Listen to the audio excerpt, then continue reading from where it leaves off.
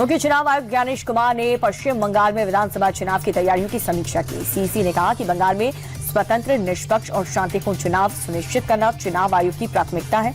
SIR पर जारी विवाद को लेकर के मुख्य चुनाव आयुक्त ने कहा कि एसआईआर का मकसद ये सुनिश्चित करना है कि वोटर लिस्ट शुद्ध हो या फिर पात्र वोटर को सूची से अपना नाम मिल जाए। सीसी ने आश्वासन दिया है कि एसआईआर में किसी भी पात्र वोटर का नाम नहीं कटेगा। युद्ध के 11वें दिन भी ईरान पर अमेरिका और इजरायल के ताबड़तोड़ हमले जारी हैं। चारों तरफ बमबारी हो रही है। तेहरान में इजरायल ने न्यूक्लियर लैब पर अटैक किया। करज में अमेरिका ने भीषण बमबारी की। यूएस फोर्स ने तेहरान में एक नए तरह के बम से अटैक किया। बमबारी के बाद आसमान में नीली रोशनी निकली। रात में दिन जैसा मंजर नजर आया। उधर इजरायल लेबनान में हिजबुल्लाह के ठिकानों पर भी लगातार हमले जारी हैं। युद्ध में ईरान भी पीछे हटने को तैयार नहीं है। इजरायल समेत खाड़ी देशों में अमेरिकी ठिकानों पर लगातार मिसाइलों से हमला कर रहा है। ईरानी फोर्स ने इजरायल पर क्लस्टर वॉरहेड मिसाइल से अटैक किया। रामला के इजरायली फोर्स के ठिकानों को भी निशाना बनाया। तेल अवीव में ईरान लगातार मिसाइलें दागी जा रही। कतर, कुवैत, बहरीन में अमेरिकी ठिकानों पर ईरान लगातार निशाना बना रहा है। बहरीन में उस होटल में भी ईरान ने अटैक किया जिसमें अमेरिकी अधिकारी ठहरे हुए थे। जंग के बीच ईरान ने अमेरिका को चेतावनी दी है कि आईआरजीसी की तरफ से यह कहा गया कि अब ईरान 1 टन से ज्यादा वॉरहेड वाली मिसाइलों का इस्तेमाल करेगा। ईरान ने कहा कि दुश्मनों को पूरी तरह से खत्म किया जाएगा। आपको ये भी बता दें कि अब तक 1 टन से कम वॉरहेड की मिसाइलों ने इजरायल में काफी नुकसान किया। एक्सपर्ट्स का मानना यह है कि अगर ऐसा हुआ तो इजरायल में भारी नुकसान हो सकता है और तबाही का स्तर और भी ज्यादा बढ़ सकता है। ग्लोबल मार्केट में तेल की कीमतों में गिरावट देखने को मिली है। मंगलवार को एशिया में ब्रेंट क्रूड ऑयल की कीमत 8.5% गिर गई है, जिसके बाद से प्रति बैरल की कीमत $92.50 पर आ गई। वहीं अमेरिका तेल की कीमत $88.60 पर आ गई है। अमेरिकी राष्ट्रपति डोनाल्ड ट्रंप ने युद्ध को जल्द ही खत्म करने वाले बयान के बाद से कीमतों में गिरावट दर्ज की गई। पिछले कई दिनों से कच्चे तेल की कीमत आसमान छू रही है। मिडिल ईस्ट में तनाव का असर तेल पर दिखाई दे रहा है।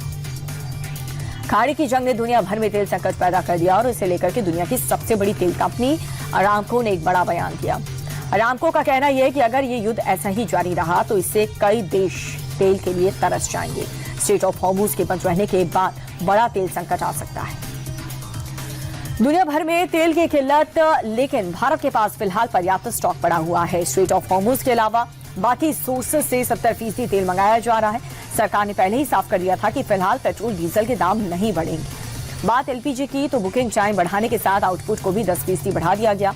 कमेटी के जरिए शॉर्टेज की निगरानी हो रही है। सरकारी सूत्रों इस बात की पुष्टि भी कर रहे हैं। अमेरिका, इजरायल और ईरान के बीच छिड़ी जंग भीषण होती जा रही है। भारत में तेल और गैस आपूर्ति पर इसका असर पड़ रहा है।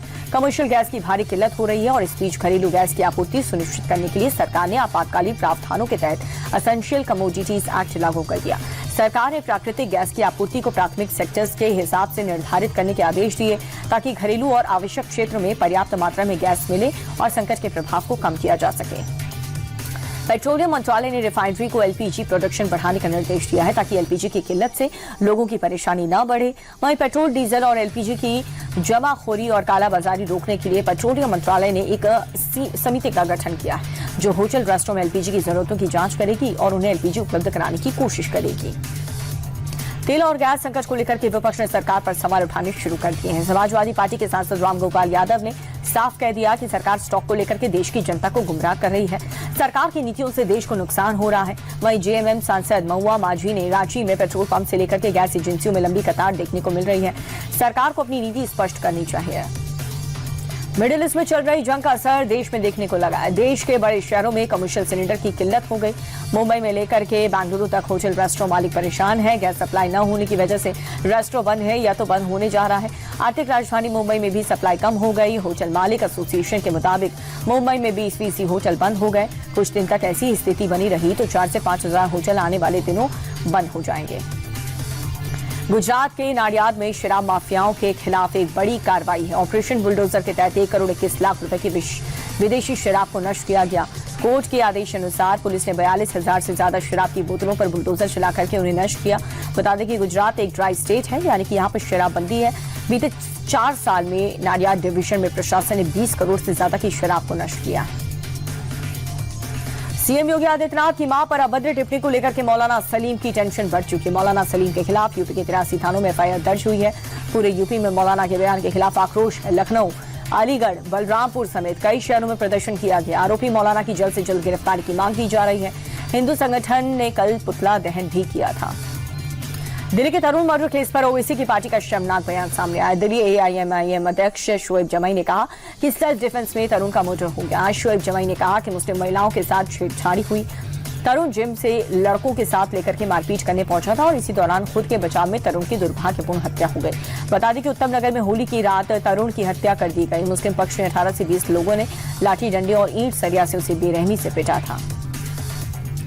आउटर नॉर्थ दिल्ली में देर रात पुलिस और बदमाशों के बीच मुठभेड़ हो गई। एनकाउंटर में पुलिस ने बवाना हत्याकांड के 2 आरोपी मोहम्मद इरफान और ऐश्वर्या पांडे को धर दबोचा। मुठभेड़ में दोनों आरोपियों के पैर में गोली लगी। घायल अवस्था में दोनों को अस्पताल में भर्ती करवाया गया। आरोपियों ने पुलिस पर गोलीबारी करके भागने की कोशिश की थी। जवाब में पुलिस ने भी फायरिंग की, जिसमें बदमाशों के पैर में गोली लगी। दोनों तरफ से करीब 11 से 12 राउंड गोलियां चली हैं।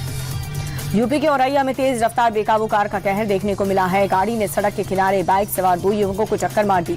एक्सीडेंट इतना जोरदार था कि दोनों युवक कई फीट दूर जाकर के गिर गए। वहीं घटना के तुरंत बाद कार चालक मौके से फरार हो गए, लेकिन हादसे का ये पूरा वीडियो सीसीटीवी में कैद हो गया। बाइक सवार दोनों घायल युवक को इलाज के लिए कानपुर रेफर कर दिया गया है। फिलहाल पुलिस कार चालक की तलाश में जुट गई है।